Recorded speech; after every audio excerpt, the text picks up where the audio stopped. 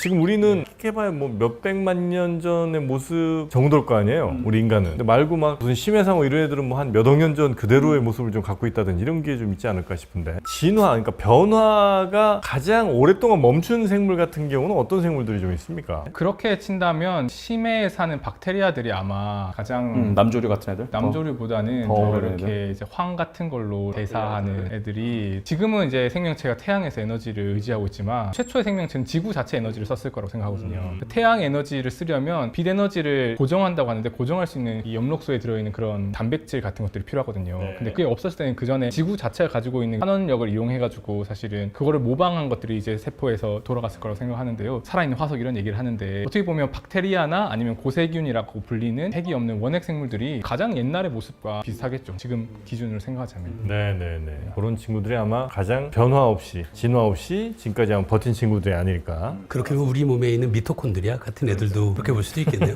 아니, 우리 좀 눈에 좀 볼만한, 너무 작은 애로 가면 극적인 효과 좀 없잖아요. 그러니까 살아있는 화석이라고 하는 것 네, 자체도 네. 굉장히 인간 중심적인 아, 관점이죠. 그런가요? 그러니까 진화를 하지 않는 생물은 없거든요. DNA가 계속 변해요. DNA가 계속 바뀌기 때문에 아무리 비슷하게 생긴 애라고 할지라도 1억 년 전에와 2억 년 전에와 DNA 서열이 다릅니다. 겉모습은 설령 비슷할 수 있으나. 네네네. 근데 그 뭐 재밌는 예외 상황 중에 하나가 실러캔스 같은 애들이잖아요. 네, 수천만 년 전에 살았던 고대 어류인데 지금도 이제 관찰이 되고, 심지어 최근에 사진이 찍히기도 했는데, 실러캔스? 예, 실라캔스라는 실라캔스. 좀 약간 좀 이상하게 생긴 물고기인데요. 크기는 꽤 커요. 한 1.5m 이 정도 되는데, 과거의 화석과 지금 찍힌 사진의 모습이 거의 똑같아요. 아, 그래요? 네, 수천만 년의 시간 간격이 있는데도 불구하고. 걔는 3억 년 정도 이렇게. 걔는 이 정도. 뭐 바뀔 필요가 별로 없었나? 그러니까 바뀔 필요가 없었다 생각하기보다는, 사실 이게 새로운 생물 종이 어떻게 생기는지를 생각해 보면요, 원래 있던 종이 분화해서 생기거든요.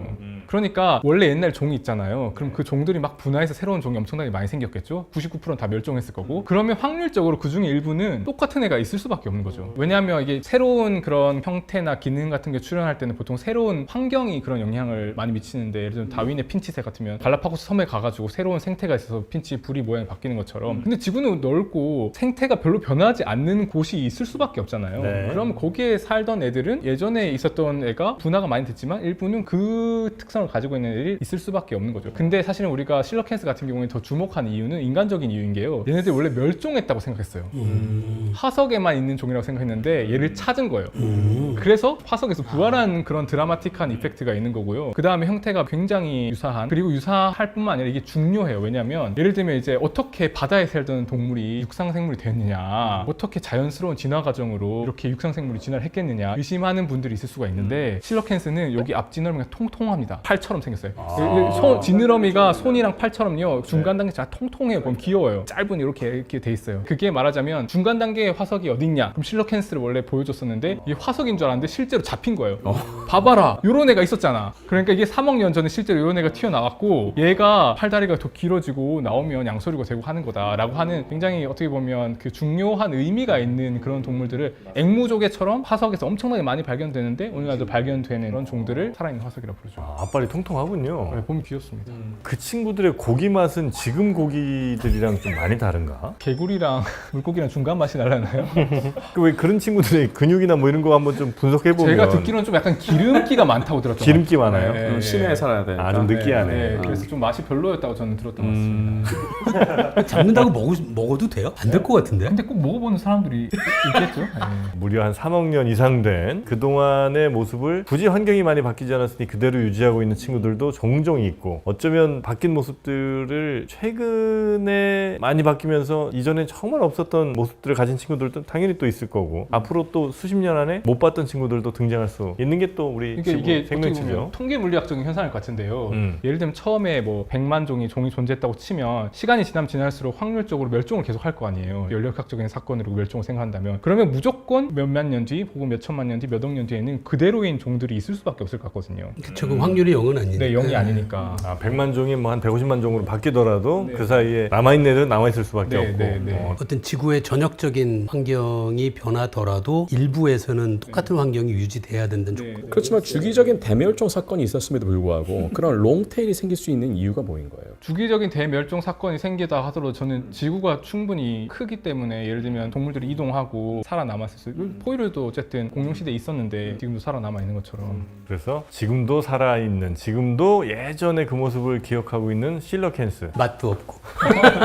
맛있었으면 멸종됐을 수도 있습니다. 근데 이게 실러캔스가 처음에 잡히고 실러캔스도 잡으려고 사실은 이 연구자들이 상금을 내걸었어요. 사실은 처음에 잡힌 애가 어디서 떠내려온 애인 거예요. 원래 서식자가 아니라. 그래서 10몇 년 뒤에 현상금을 걸었는데요. 10몇 년 뒤인가 저 잡힌 걸로 알고 있고요. 그 이후도 이제 실러캔스가 예를 들면 이거 잡으면 자연사 박물관들 같은 데 소장하고 싶을 거 아니에요. 그래서 굉장히 인기가 많은 고부가 가치 물고기입니다. 근데 이런 물고기들은 천연 기념물 뭐 이런 걸로 이렇게 어느 나라에서 보호하기도 좀 애매하고. 그렇게 보호되고 있을 거예요. 아마 아, 그래요, 개체수가 많지 않아가지고요. 살아있는 거죠, 지금도? 네네네. 최근에도 찍혔더라고요. 네. 잠수부하고 같이. 신기하다. 실러캔스가? 네네. 아, 그 정도 깊이에요? 그러니까 사람들이 들어갈 네, 수 있을 정도? 생각보다 심해가 아니더라고요. 아, 그렇습니까? 수십 미터 정도? 하긴 전 그 아귀도 아마 꽤 오래됐을 것 같아요. 그 아귀찜 먹을 때 우리 아귀 있잖아요. 그 친구들은 제가 볼 때는 한 1억 년은 무조건 넘은 것 같아요. 너무 못생겨서요? 네, 그 친구들은 현대 지구랑은 안 맞아. 요새 물고기처럼 안 보여? 네, 그리고 이게 살 같은 것도 보면 요즘 물고기가 맞아요. 너무 독특해, 달라요. 독특해. 걔는 제가 볼 때 1억 년 무조건 오히려 넘었습니다. 독특한 거로 따지면 문어가 더 독특한 거 아니에요? 같은 두 문어는 종류긴 하지만 맛있는데. 맛있는 건 맛있는 건데 굉장히 많은 기능도 있고 머리도 되게 좋은 것 같아요. 문어가 뇌가 있나요? 문어도 뇌가 있죠. 문어는 특이한 게 각각의 그 문어 다리 하나하나가 일종의 세틀라이트 맞습니다. 뇌에 맞습니다. 있어서 다리가 지능이 있어요. 그래서 아마도 그런 컴퓨테이셔널 능력이 우리는 거의 다 뇌에 있는데 문어는 3분의 1만 뇌에 있고 3분의 2는 다리들에 있다고. 아까 말씀드렸던 감각기관과 운동기관 사이에 최적점을 거기는 찾은 거네요. 문어는 그러네요. 그런 식으로. 문어도 중앙 집중형 뇌가 있긴 있는 거고 그다음에 다리마다 또 신경계들이 굉장히 잘 발달이 돼 있는 거죠. 네, 그래 다리가 맛있어요.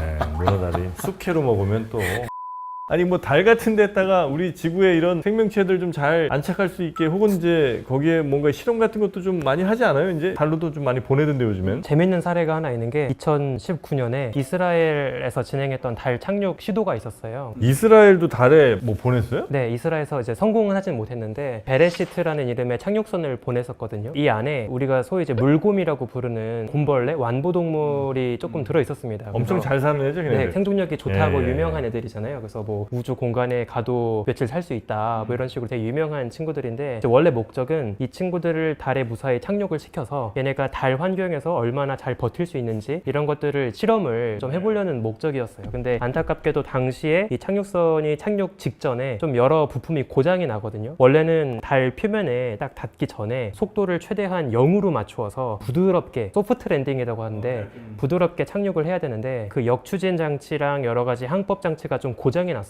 땅에 닿을 때부터 이미 시속 500km 정도로 아주 그냥 고속으로 추락을 했거든요. 때려 박았네 그냥. 네, 착륙이 아니라 이제 완전 그냥 추락을 한 거죠. 그래서 안타깝게도 아마 거기에 실려있던 그 완보 동물도 무사하긴 어려울 거다라고 생각을 하기는 해요. 근데 이제 일부 과학자들이 추론하기로 어떤 의견들이 있냐면 당시 몇 가지 실험들을 예전에 지구에서 했었거든요. 근데 완보 동물들이 꽤 높은 속도에서도 버틸 수 있다라는 데이터가 있기는 해요. 시속 한 1000km 이상의 속도에서도 형태가 망가지지 않고 잘 버틸 수 있더라라는 데이터가 있어서 아마 충돌 자체에서는 죽진 않았을지 모르겠지만 이제 문제는 달에 오랫동안 살아남으려면 지속적으로 산소나 물이 어쨌든 공급은 돼야 되거든요. 근데 애초에 달에서는 그 공급이 어렵기 때문에 그 개체가 살 수 있을지는 모르겠지만 그 이후에 재생산까지는 어려울 거다라는 게 일단 대부분의 과학자들의 의견으로 제가 알고 있습니다. 그럼 지금 그 이스라엘의 탐사선이 거기에 갈 때 물곰을 데려갔고 네. 거기서 뭔가 실험을 하려고 했는데 그게 이제 아마 지금은 실패한 걸로 지금 판단이 되고 있는데 어쩌면 달표면 밑에서 물곰들이 이를 갈면서 이 새끼들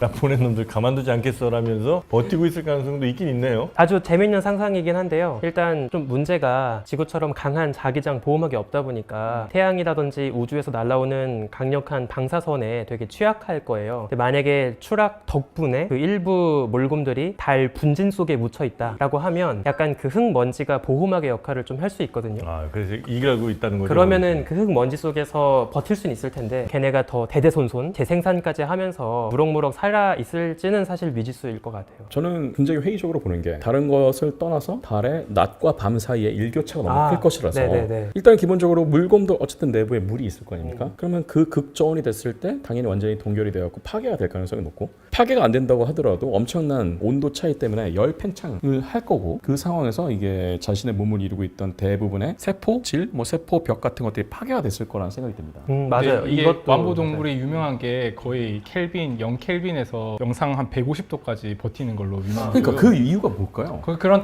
특수한 단백질, 그 다음에 방사선 얘기하셨는데 또 엄청 강한 방사선을 쬐줘도 안 죽는데 그런 특수한 그 뭐 단백질을 발견해서 그게 DNA를 이렇게 보호하더라고요. 뭐 그런 논문도 나왔습니다. 그래서 살아있을 가능성이 저는 꽤 있을 거라 생각하고요. 관련돼서 되게 비극적인 비슷한 사례가 있었는데요. 2003년 콜롬비아 예. 공중분해 사고 아시죠? 네네. 우주 왕복선이 우주정거장 갔다가 다시 재진입할 때 이게 공중분해돼서 폭파해서 진짜 우주인들도 다 희생되시고 하는 그 사건이었는데 그 우주선에 예쁜 꼬마 선충이 타고 있었어요. 예쁜 꼬마 선충이 사실은 1990년대부터 이미 그러니까 사실은 달보다도 더 엄혹한 데가 우주정거장이잖아요. 우주정거장에서 사실 동물도 올려보내는 실험들 많이 했거든요. 시엘랑스도 1990년대부터 올라갔었는데 2003년에 이제 가서 올라가서 실험을 하고 돌아오는 길에 폭파가 된 거예요.